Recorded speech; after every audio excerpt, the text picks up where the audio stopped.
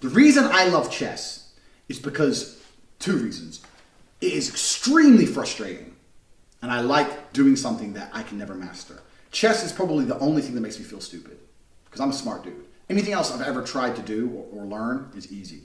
And two, chess applies perfectly to life. And if you look at a chessboard, you look at life and how you strategize and put things in place, a chessboard and life mimic each other perfectly.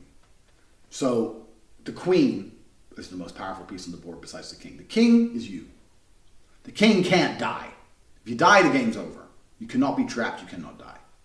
So every single piece is disposable besides the king, and that's you. Your queen is your most powerful piece. Now if you're sitting there going, well, why is that true?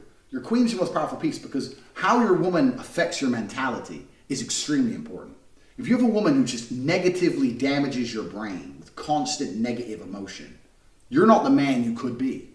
So that's why your queen's the most powerful piece on the board. You need a woman who is ready to wait for you 10 years when you go to jail.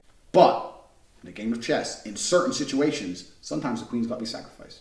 Sometimes the queen has to die so that you can live. That's how it goes. You got your rooks. Your rooks are your brothers, if you're lucky enough to have a brother. It's the second most powerful piece on the board. On a chessboard you have two, I have one, but one's enough. Rooks are your brothers. They back shit up. If you ever play chess, you know that rooks are not necessarily a frontline piece. They're always supporting something. You put a rook behind a pawn, and you fire that pawn off the board. Or you put a rook aiming at the king to add pressure. You can attack that square with weaker pieces. That's what rooks are for. You have your knights and bishops. These are close friends. Close friends that you've made.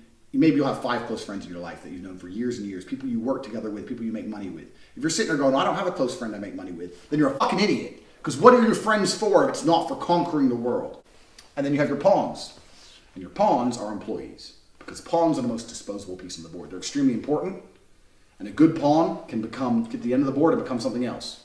But in general, pawns are there to protect the other pieces. And pawns are there to die. This is the reality of life. And it's reflected perfectly on the chessboard.